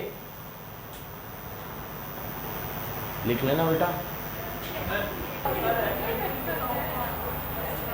अब अभी ये करा लेंगे। अभी कहाँ FM याद आ गई तुझे एकदम से? हाँ, इससे रिलेटेड मैं भी आ जाऊंगा वहाँ पे। इलस्ट्रेशन नंबर 1 से शुरू करते हैं। बच्चों एक बार मेरी बात सुन लो। लेसी की बुक में जब अकाउंटिंग होती है तो लेसी अपनी किताबों में एसेट को रिकॉग्नाइज करता है, फाइनेंस लीज के केस में, ऑपरेटिंग लीज में नहीं। फाइनेंस लीज में लेसी क्या कर लेता है, अपनी बुक में एसेट को रिकॉग्नाइज किस वैल्यू पे? फेयर वैल्यू और present value of MLP which ever is lower. भूलना मत, MLP का मतलब है लीज रेंटल्स, GRV, बार बार बोलता हूँ। और वो रिकॉग्नाइज करेगा अपनी बुक में, वो अपनी बुक में से एसेट को हटाएगा, तो वो एंट्री करेगा, मैं एंट्री करूंगा एसेट टू लेसर, वो करेगा लीज रेंटल, ठीक है, रिसीवेबल्स या लेसी लिख देगा वो भी, लेसी टू एसेट, मैं लिखूंगा एसेट टू लेसर, वो लिखेगा लेसी टू एसेट। वो एसेट को हटाएगा, किस वैल्यू पे हटाएगा? Net investment. याद रखना आपको, क्या याद रखना? और ये पागल लिखता है नेट इन्वेस्टमेंट का मतलब gross investment minus unearned finance income, और ये पागल लिखता है अनअर्न्ड फाइनेंस इनकम मतलब gross investment minus present value of MLP plus UGRV। तो जब मैं UGRV और MLP का प्रेजेंट वैल्यू निकालूंगा तो वो नेट इन्वेस्टमेंट है, और ग्रॉस में से नेट हटाऊंगा तो वो अनअर्न्ड है, और फिर ग्रॉस में से अनअर्न्ड हटाऊंगा तो वो नेट है। तो हमारे हिसाब से हमें सिर्फ क्या याद रखना है? नेट इन्वेस्टमेंट, और नेट इन्वेस्टमेंट का मतलब है present value of MLP plus UGRV, present value of MLP plus unguaranteed residual value, ठीक है। उसके बाद इंटरेस्ट को अलग करने की पिक्चर हमने समझी, उसी तरह के क्वेश्चन 99% पेपर में आते हैं। फिर हम लोगों ने ऑपरेटिंग लीज में भी कल एक कमाल की बात सीखी। ऑपरेटिंग लीज दिखने में तो एकदम सुंदर, साधारण, सुशील सी दिख रही थी कि इसमें तो क्या ही करना होगा, मैं लीज रेंटल पे कर रहा हूं तो मैं खर्चा बुक कर लूंगा, आप रिसीव कर रहे हो तो आप इनकम बुक कर लोगे, इसमें क्या दिक्कत होगी? इसमें तो और बड़ी दिक्कत आई। क्या दिक्कत आई? कि जो लीज रेंटल दे रखे हैं उसे छेड़ना है हमें वैसे दिखाना ही नहीं है जैसे दे रखे हैं। क्यों? क्योंकि ये नाटक करता है AS 19 कि आप लीज रेंटल को सिस्टमैटिक दिखाओ रीजनेबल बेसिस पे, मतलब उन्हें एलोकेट करो रीजनेबल। तो इसका ये मानना है कि जो क्वेश्चन में लीज रेंटल दे रखे हैं वो रीजनेबल बेसिस पे, हम बताएंगे रीजनेबल बेसिस पे कैसे है। कैसे है सुनो, अगर लीज रेंटल है 50, 60, 70 तो आप प्लस करके डिवाइड बाय 3 कर दो, ये है रीजनेबल। 50, 60, 70 मतलब तुम्हारी एसेस। और अगर लीज रेंटल है 50, 60, 70 और तुम्हें यहाँ पे दे रखा है कि आप आउटपुट बनाते हो 10,000, 20,000, 30,000, तो आप वो 50, 60, 70 को प्लस करो और उसे 1:2:3 के रेशो में बांटो। बेटा सुन रहे हैं ना? जब हम 1:2:3 के रेशो में बांटेंगे तो वो जो लीज रेंटल आएंगे, ये कहता है उसे रिकॉग्नाइज करो, ये कहता है उसे करो रिकॉग्नाइज। तो साला जो दे रखे थे उसको नहीं करने, नहीं इसको करो। तो बीच में एक अकाउंट खोलना पड़ेगा, लीज इक्वलाइजेशन रिजर्व, और वो लीज इक्वलाइजेशन रिजर्व खुल के लीज पीरियड में ही बंद हो जाएगा, और जब तक के लिए बंद नहीं होगा जब तक वो करंट एसेट या करंट लायबिलिटी में शो होगा। इतना लेखा जोखा हमने अभी तक पढ़ा है और यही हमें प्रैक्टिकल में काम आएगा। समझ गए? अब इससे रिलेटेड कुछ क्वेश्चंस करते हैं। Illustration number 1, square private limited ने एक फाइनेंस लीज ली है। चलो पहचानने की जरूरत ही नहीं है, खुद ही बोल दिया कि ये कौन सी लीज है, फाइनेंस लीज के हिसाब से ही ट्रीटमेंट होगा। वैसे तो मेरी बात सुनो, क्वेश्चन देख के उसकी दुर्दशा देख के समझ में आ जाएगा फाइनेंस का है कि ऑपरेटिंग। अच्छा एक बात बताओ, फाइनेंस लीज के अंदर मैं एसेट को रिकॉग्नाइज ही नहीं करूंगा तो क्या मुझे डिस्काउंटिंग करने की जरूरत है, इंटरेस्ट रेट की जरूरत है? फाइनेंस लीज का क्वेश्चन तो में होगा, ऑपरेटिंग लीज में तो जरूरत ही नहीं है इन सब चीजों की। फाइनेंस लीज में सुनो, फाइनेंस लीज में मैं एसेट को रिकॉग्नाइज करूंगा तो मुझे डिस्काउंटिंग वगैरह करना है, ऑपरेटिंग लीज में करना ही नहीं है। ऑपरेटिंग लीज की दशा तो कैसी होगी, मेरे को लीज मिल रहा है 50, 60, 70 और आउटपुट है 1:2:3 के रेशियो में, तो इसको बांटना है और वो सब। ठीक है चलो,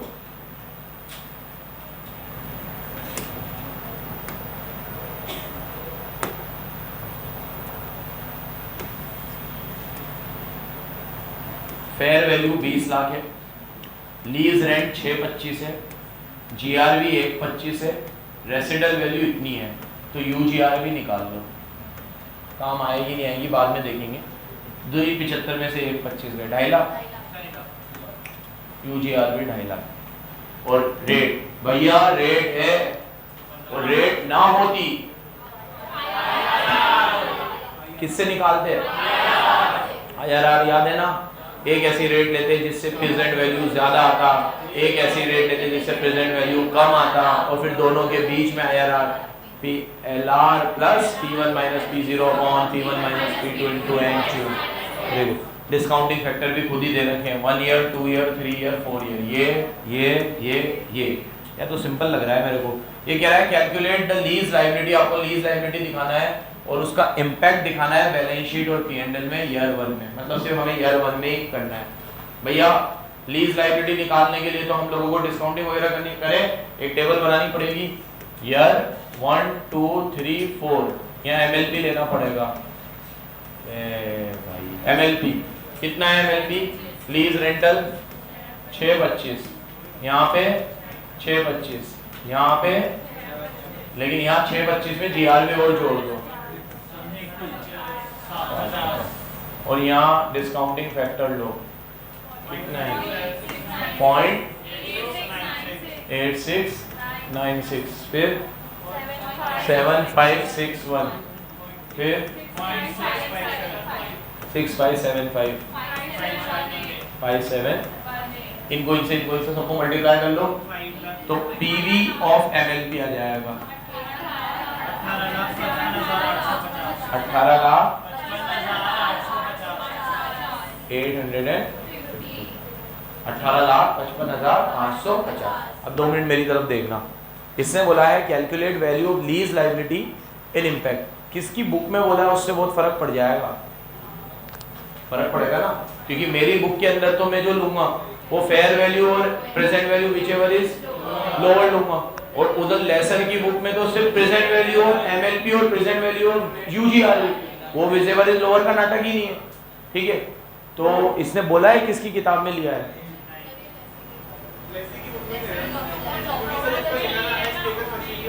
S Square has taken machine on finance lease from SK. Information is as under.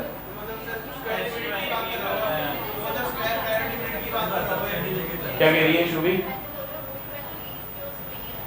Lease Lesi में ही है। हाँ वो भी यही बोल रहा है कि लेसी के लिए क्या होगा। हाँ लेकिन आंसर के हिसाब से तुम सोचो तो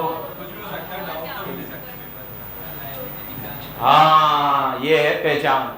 उसने लीज लायबिलिटी बोला है, लायबिलिटी तो लेसी की होती है, लेसर की लायबिलिटी थोड़ी होती है। लेसर की तो एसेट है, लेसर ने तो हमें एसेट दी है, उसको तो हमसे पैसे लेने हैं, तो हमारी किताबों में लायबिलिटी तो उसकी ही है। चलो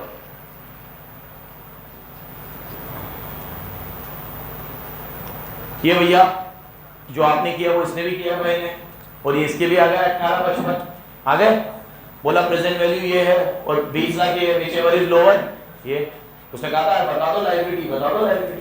इंटरेस्ट को अगर अलग करने को बोलता तो वो भी कर लेते अपन, वो होमवर्क है, लिखो इसमें इंटरेस्ट अलग करके लाना और कॉपी में करके लाना। कॉपी में मत करना, कॉपी का पेन यहाँ पे चिपका देना, तो तुम्हारी बुक चेक करूंगा मैं, क्या चेक करूंगा?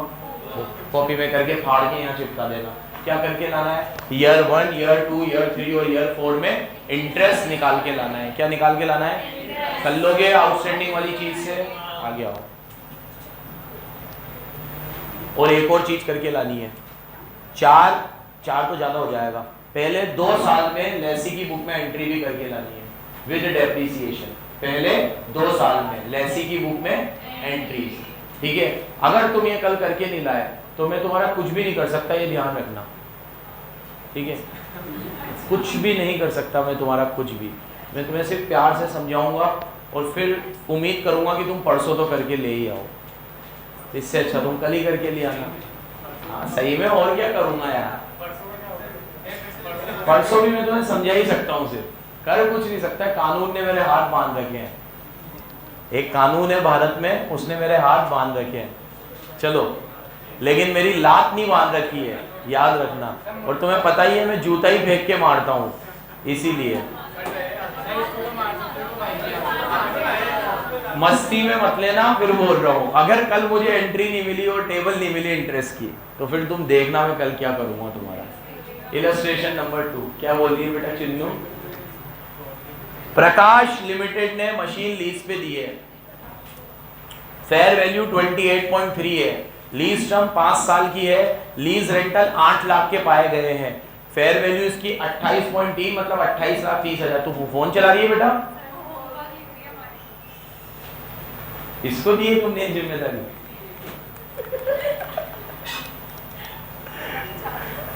लीज रेंटल 8 लाख के हैं और जीआरवी आपकी कितनी है? 1,60,000 और एक्सपेक्टेड आपकी जो रेंट है वो रेसिडेंट वैल्यू 3 लाख है, तो उस हिसाब से आपकी यूजीआरवी कितनी हो गई? 1.4। कितनी हो गई?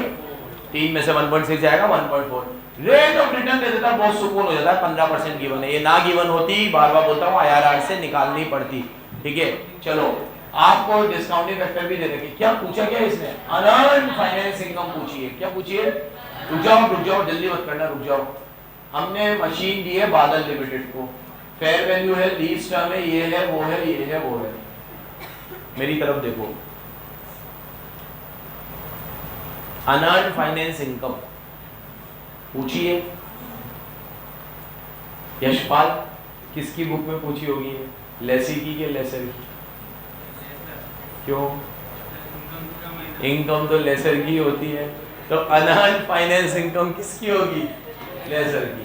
सर ये आप क्यों पूछ रहे हो, फर्क पड़ता क्या इससे? हाँ बिल्कुल फर्क पड़ता, क्योंकि लेसर की बुक में अनअर्न्ड फाइनेंस इनकम का मतलब होता है GI माइनस NI, और उधर NI में फर्क आ जाता है, क्योंकि लेसर लेता है present value of MLP plus present value of UGRV। किसमें?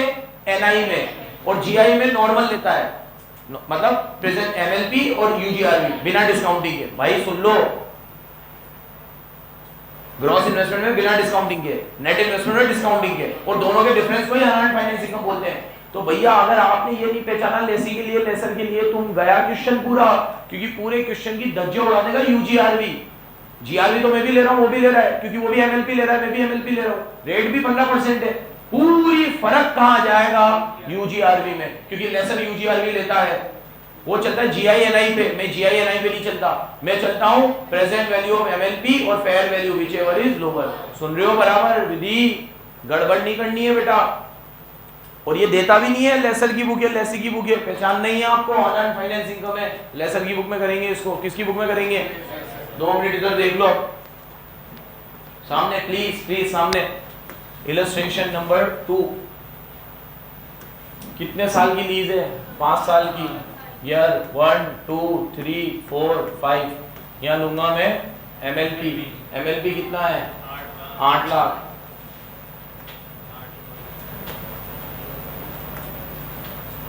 और आखिरी साल में GRV भी जोड़ दूं, तो 8 में जोड़ो। 2 मिनट इधर देखो, 2 मिनट इधर देखो। अब क्योंकि मैं लेसर के लिए कर रहा हूं, तो मैं UGRV भी जोड़ देता हूं, क्योंकि MLP में UGRV नहीं आता, तो मैं इसको कॉलम को ऐसे बनाता हूं, MLP oblique full disclosure AS1। ठीक है, UGRV 8 8 8 8 9, ये तो सब MLP है, और UGRV 5वें साल में और आएगी। कितनी? 140। भैया सबको समझ में आया ना बराबर? ये लेसर की बुक में कर रहा हूं मैं, किसकी बुक में? क्योंकि अनअर्न्ड फाइनेंस इनकम किसकी बुक में होती है? लेसर की बुक में। चलो ये MLP हो गया। अब इसके डिस्काउंटिंग फैक्टर ये रे, कम है 0.8696 एंड सो ऑन। देखिए तो लिखने, मल्टीप्लाई कर लो और टोटल बता दो। 28 लाख 30,000 करते हो कि टीक लेते हो? सिद्धार्थ करे तब आए मजा जिंदगी में, तुम लोग करे उसमें क्या बड़ी बात है। ठीक है, ये आ गया कौन सा? Net investment. अब यहां लेंगे ग्रॉस इन्वेस्टमेंट। बच्चों सुनो, ग्रॉस इन्वेस्टमेंट मतलब इन सब का प्लस, बस ग्रॉस इन्वेस्टमेंट बोलो, चिल्ला के बोलो। Gross investment means MLP plus UGRV। फिर याद है ना पागल कैसे समझाता था? MLP को तोड़ के लीज पेमेंट GRV UGRV, फिर और नाटक करता था, lease payment plus residual value में GRV प्लस UGRV। गड़बड़ मत करना बिल्कुल, ठीक है। चलो अब GI का मतलब इन सब का प्लस कितना आएगा? 43 लाख। तो अनअर्न्ड फाइनेंस इनकम कितनी आएगी? 14 लाख 80 रुपए। ये आ रही है इसकी। अब मेरी बात सुनो, इसमें होमवर्क लिखो। इसमें भी आपको अनअर्न्ड फाइनेंस इनकम को स्प्लिट करना है 5 सालों में। 5 साल का इंटरेस्ट चाहिए मुझे, और इसमें आपको 2 साल तक अकाउंटिंग करनी है लेसर की बुक में। उसमें करनी थी लेसी की बुक में, इसमें 2 साल तक अकाउंटिंग करनी है लेसर की बुक में। ठीक है दिव्यांश? बेटा करके लिया ना, नहीं तो बहुत, हाँ बहुत बुरा हो जाएगा तेरे साथ। समझ नहीं रहा है तू, अभी तो हंस रहा है तू। ये इलस्ट्रेशन नंबर 2 हो गया भाई साहब। ये डिस्क्लोजर कर लिए। कहाँ गया ये? कौन पूछ रहा था? खत्म हो गया कि ये रहा ये ऑपरेटिंग लीज। कल पढ़ा ना कल ये एग्जाम्पल, ये सब इक्वलाइजेशन वगैरह कल पढ़े। फिर डिस्क्लोजर, ये तुम्हारे भरोसे छोड़े हो और तुमने भगवान के भरोसे, ठीक है। ये लीज वाला, ये वाला क्वेश्चन अपन ने फाइन ऑपरेटिंग लीज का कल करा। ये रहा ऑपरेटिंग लीज, और ये आज ये मनु स्टेबल पड़ी, और उसके बाद ये इलस्ट्रेशन नंबर 3, और ये हो गया समाप्त। अब शुरू करते हैं अनसोल्ड। अरे भाई नहीं शट अप। मैंने कराया ही क्या है? आज कुछ कराया ही नहीं है।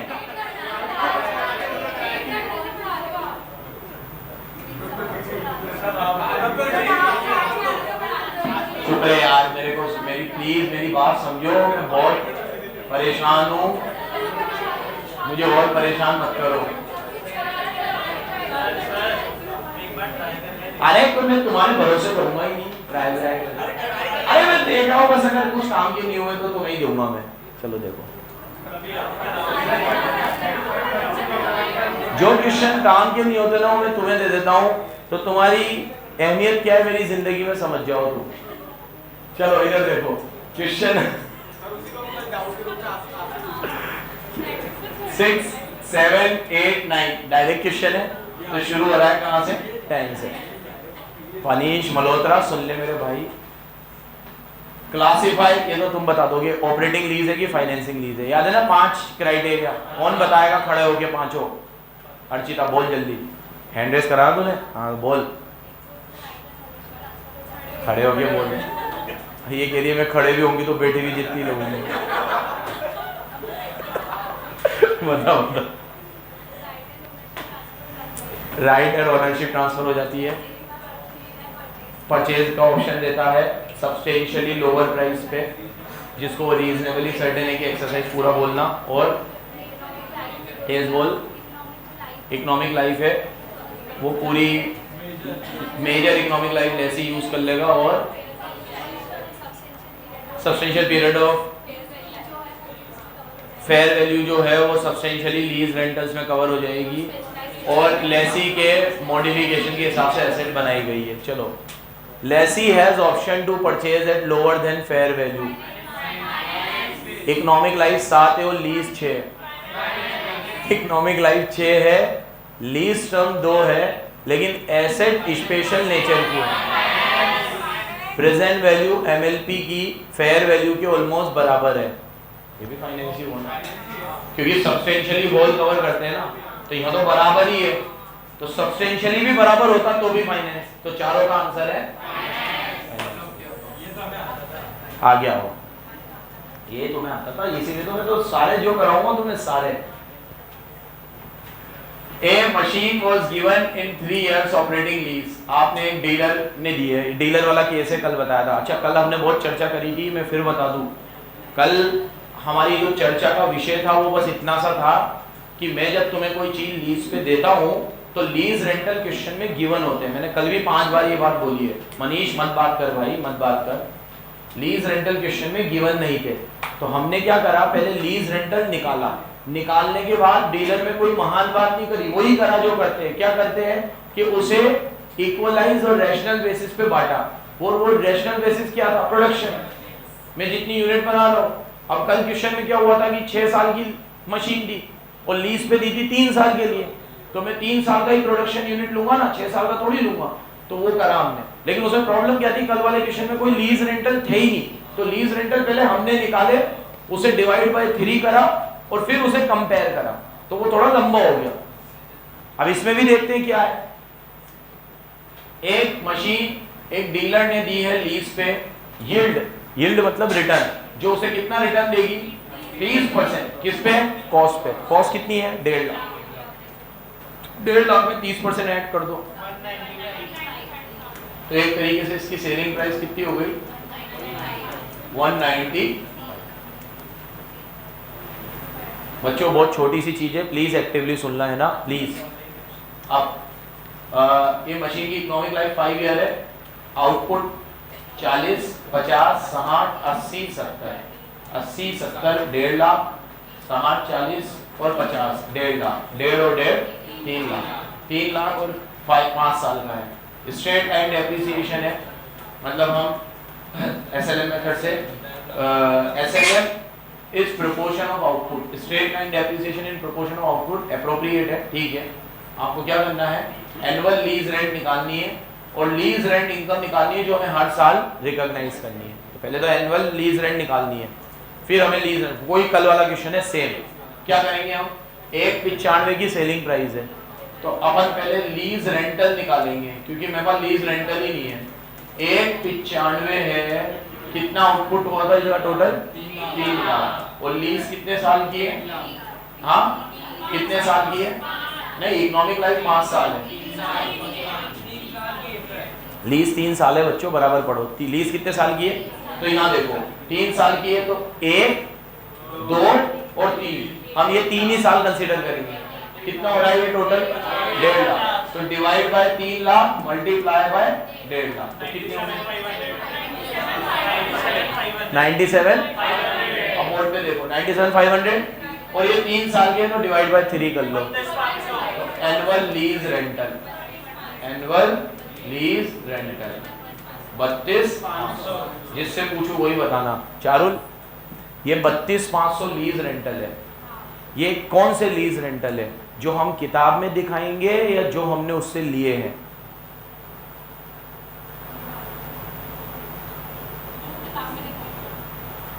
तो बोल प्रथा,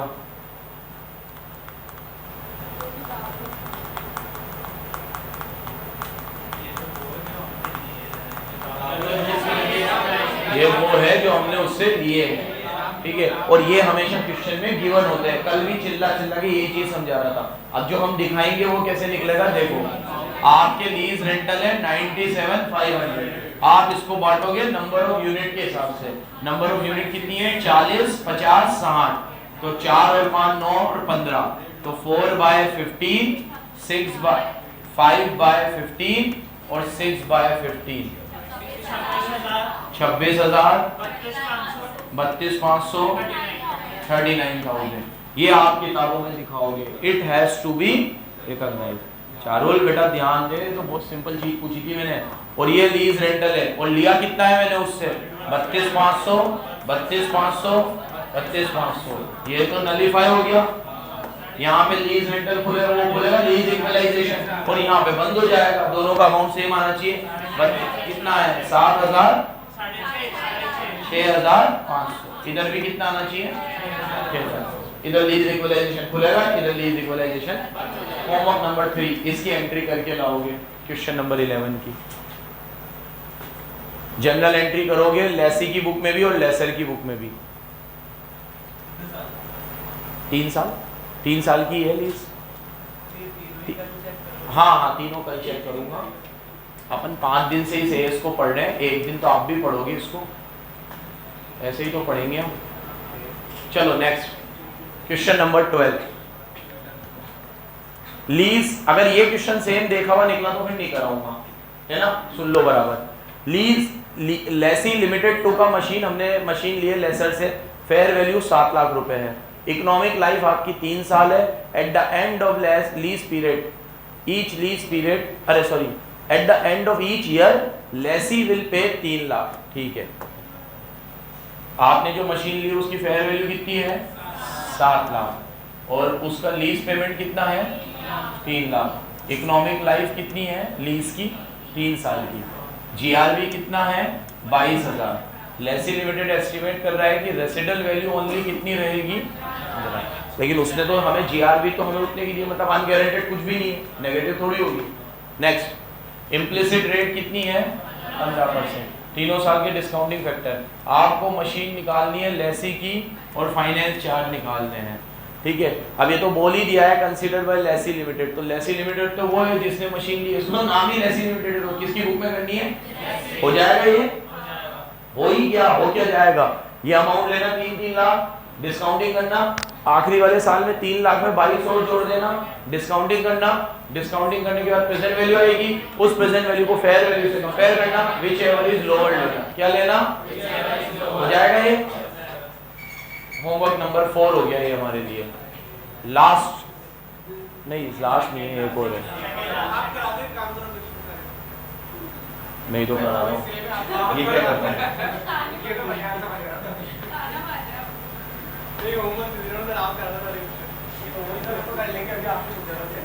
बेटा मैंने कोई बहुत महान होमवर्क नहीं दिया है, मैं करा रहा हूँ पूरा।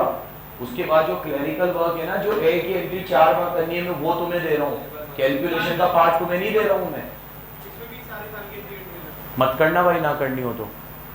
14 एक्स लिमिटेड ने मशीन बेची है, अरे सॉरी एक मिनट रुक जाओ। ये 14 वाला जो क्वेश्चन है, इसमें बोला है एक्स ने मशीन दी है, WDV 300 लाख है और बेची हमने कितने में है? 400 लाख। ये जो क्वेश्चन अभी तुम लोगों से पूछ रहा है, आपने 6 केस करे, ये 4 केस है। इसको कॉपी में मत करना, बस यही यस नो लिख देना कि मतलब रिकॉग्नाइज इमीडिएटली होगा कि डेफॉल्ट होगा, यही यस नो लिख देना और कंपेयर कर लेना। बीच में एक और है 30, देखो BNP लिमिटेड ने एक एसेट लीज पे ली है। लीज टर्म की कंडीशन कुछ इस प्रकार है कि लीज का पीरियड कितना रहेगा? 3 साल। Beginning of the year 2009 equipment कितने का था? 10 लाख का, और उसकी यूजफुल लाइफ कितनी थी? 5 साल। उसकी फेयर मार्केट वैल्यू भी कितनी थी? 10 लाख। ठीक है। Property reverts back to the lessor on termination of the lease, मतलब जैसे ही लीज खत्म हो जाएगी तो वो एसेट लेसर वापस ले लेगा। तो ऑपरेटिंग लीज हुई थी, क्या हुई? और जो UGRV है अनगारंटेड वैल्यू, वो कितनी है? 1 लाख की है। और 3 इक्वल एनुअल पेमेंट हर साल में करनी है, मतलब आपको 3 साल की लीज है तो हर साल में आपको पेमेंट करनी है, 3 इक्वल पेमेंट। हालांकि जो एसेट है उसकी ऊपर बोला था लीज पीरियड 3 साल है, लेकिन उस मशीन की लाइफ 5 साल है। मशीन की लाइफ कितनी है? लेकिन क्योंकि ऑपरेटिंग लीज है, क्योंकि इसने खुद ही बोला है कि लेसर क्या करेगा? उसे वापस ले लेगा। अब प्रेजेंट वैल्यू 1 है 3rd ईयर में, और ये कुछ इस प्रकार हो रही है। प्रेजेंट वैल्यू कितनी है? ये हमें एन्युटी फैक्टर दिया है। क्या दिया है? अलग अलग फैक्टर भी दिए हैं, अलग अलग फैक्टर। एक तो 3rd ईयर का दे दिया है और एक 3 साल के दे दिए। 3 साल के कैसे निकलेंगे?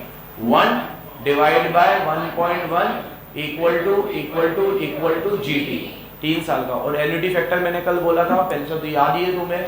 एन्युटी फैक्टर कब लगता है? जब इनफ्लो सेम है। अगर हम इनफ्लो सेम हो तो एन्युटी, नहीं तो आपको नहीं लगता तो आप तो बिल्कुल सिंपल ले लेना। पहले साल में 909.826 इसको मल्टीप्लाई करूंगा, मान लो लीज रेंटल 1 लाख है तो 1 लाख 1 लाख 1 लाख, तो मल्टीप्लाई करने से अच्छा है मैं ये 3 लाख हो रहे तो इसकी जगह में क्या ले लूं? 1 लाख ही ले लूं और इन तीनों को प्लस करके ले लूं। इन तीनों को प्लस करो, यही आएगा 2.486 है।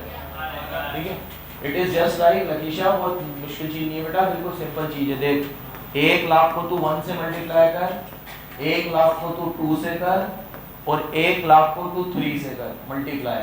तो यहाँ आएगा 1 लाख, यहाँ आएगा 2 लाख और यहाँ आएगा 3 लाख, आएगा ना? तो टोटल कितना होगा? 6 लाख। अब ये ऐसे ना करके तो ऐसे भी कर सकती है कि 1 लाख को इनके प्लस करके मल्टीप्लाई करके, क्योंकि 1 लाख कॉमन है ना, तो 3 और 2 5 और 1 6, तो इंटू 6 करेगी तो भी कितना आएगा? तो सेम डिजिट को जब अपन मल्टीप्लाई करते हैं तो अलग अलग मल्टीप्लाई करें कि इसका टोटल लेके मल्टीप्लाई करें, आंसर वुड बी सेम। तो इसने इस बार नाटक क्या करे हैं कि तुम्हें अलग अलग ना लेने हो तो इन तीनों का टोटल लेना। करा किसी ने? यही आ रहा है 0.909.826, यही आ रहा होगा 2.48। खैर ये हटेगा क्या?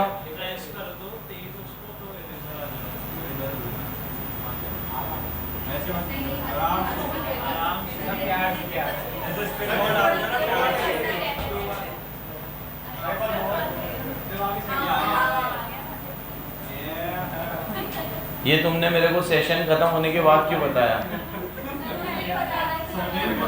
हाँ?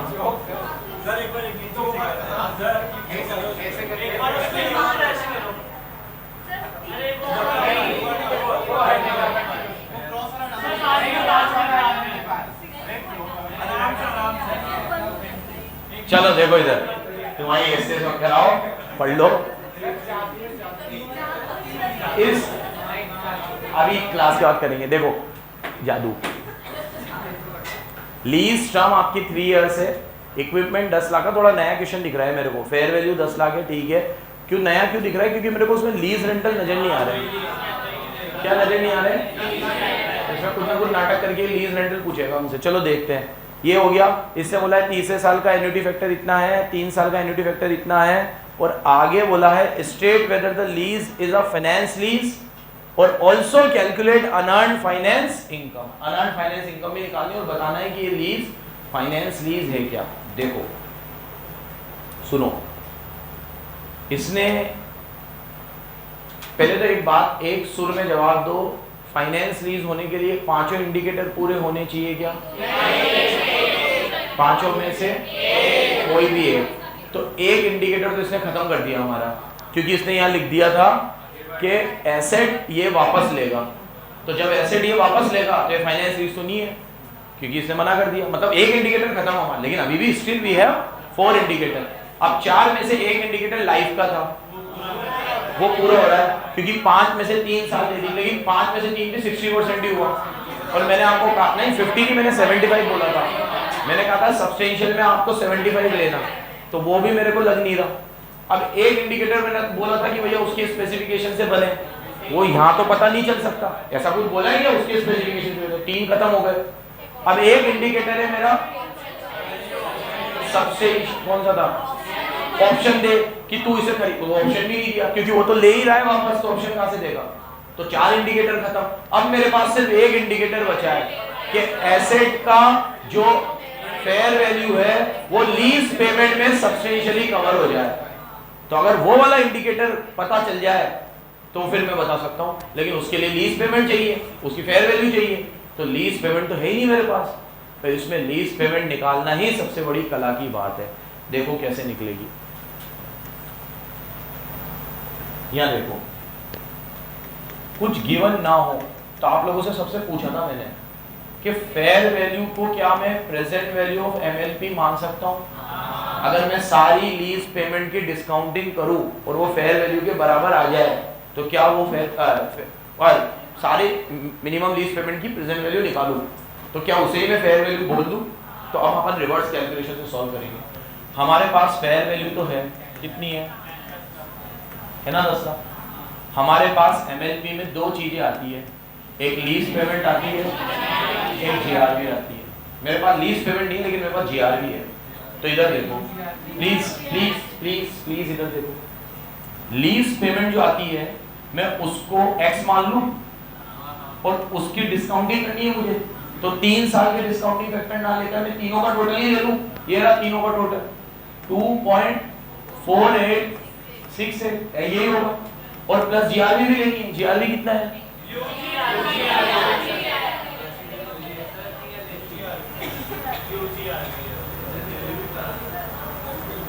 किसके लिए बोला था इसने? हाँ, अनअर्निंग तो इनकम है, तो लेसर के लिए, तो लेसर के लिए तो जीआरबी भी आएगा, अरे जीआरबी भी आएगा और यूजीआरबी भी आएगा। ठीक है, लेसर के लिए तो क्या भी आता है? यूजीआरबी। तो यूजीआरबी कितना है? 1 लाख, और 1 लाख का इस साल का फैक्टर कितना है? 0.7513।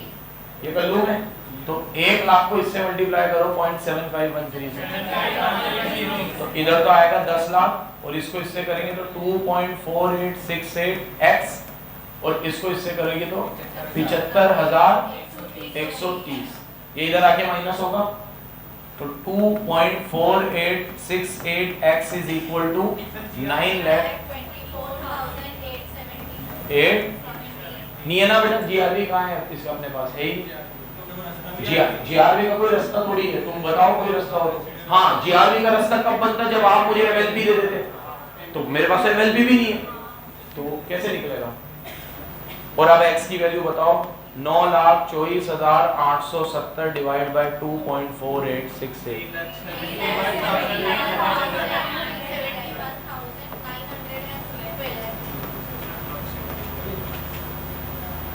देखो एक बार, ला मेरे को देख मिनट,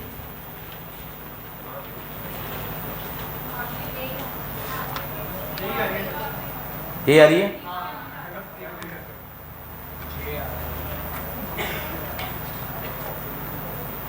तरीका देख रहा हूँ एक बार, तरीका वगैरह।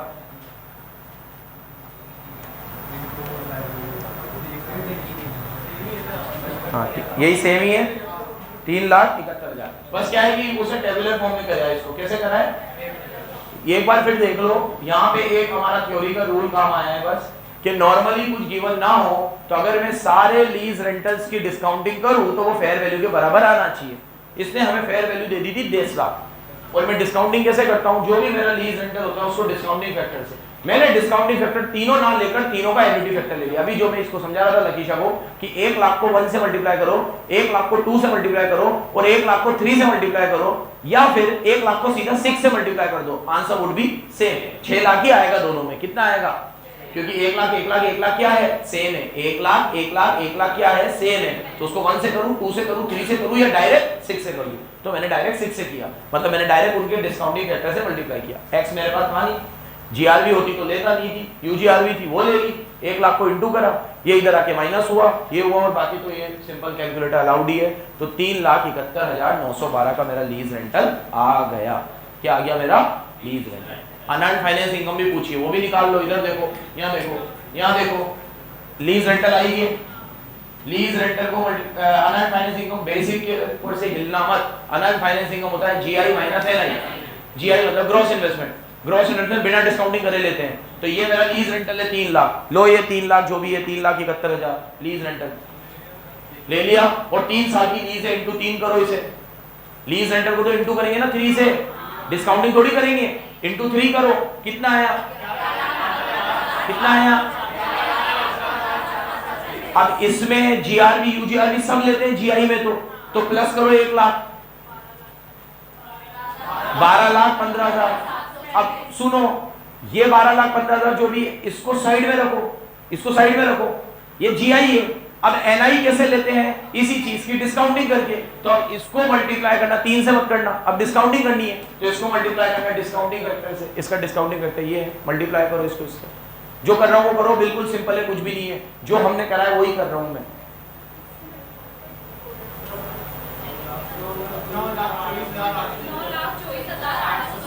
9,24,870। और अब आपने जो लीज रेंटल लिया है, अरे जीआरवी यूजीआरवी लिए, इसको भी डिस्काउंटिंग फैक्टर से मल्टीप्लाई करो 0.75 से, तो कर ही रखा था 75,130।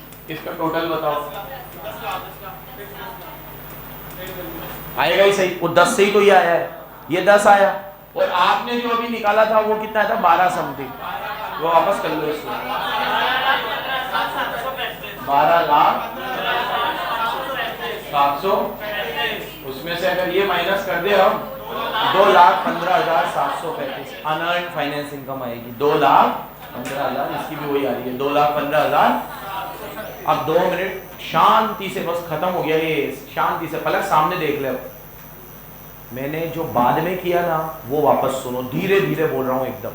करा मैंने वो ये जो करते हैं, मेरे पास लीज रेंटल नहीं था, वो मैंने जुगाड़ से निकाल लिया, ये एक बात। अब अनअर्न्ड फाइनेंस इनकम लेसर के लिए होती है, लेसर के लिए अनअर्न्ड फाइनेंस का मतलब है जीआई माइनस एनआई।